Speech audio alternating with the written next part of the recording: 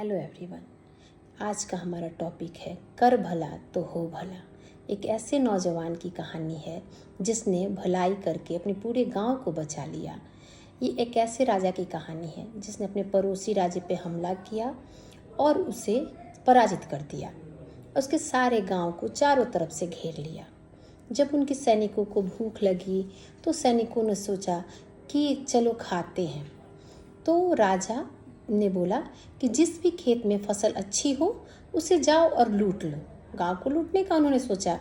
जब वो फसल के लिए चलने लगे तो उन्हें रास्ते में एक नौजवान मिला। नौजवान से उन्होंने कहा कि जिस खेत में अच्छी फसल हो तुम हमें वहाँ ले चलो। नौजवान तैयार हो गया और उसे नौजवान ने रास्ता दिखाना शुरू कर दिया। जब वो रास्ता दिखा रहा था तो रास्ते में बहुत अच्छे अच्छे फसल वाले खेत दिखे, लेकिन नौजवान नहीं रुका।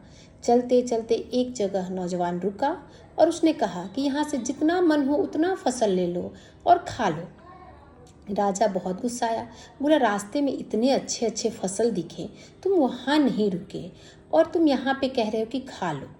तब नौजवान ने कहा कि वो फसल किसी और के खेतों के थे, ये फसल मेरे खेतों के हैं, तो मैं दूसरे का नुकसान क्यों कराऊं? मेरा ही नुकसान करना है तो मेरा ही नुकसान करो। राजा बहुत खुश हुआ और बोला जिस जगह पे ऐसे नौजवान उपकारी नौजवान रहते हैं वहाँ कभी कुछ गड़बड़ नहीं हो सकता है। और वो वहाँ से चला गया बिना फसल लूटे बिना। तो इसलिए कहते हैं कर भला तो हो भला। उसका भी फसल बच गया और गांव वालों का तो भला हुआ ही हुआ।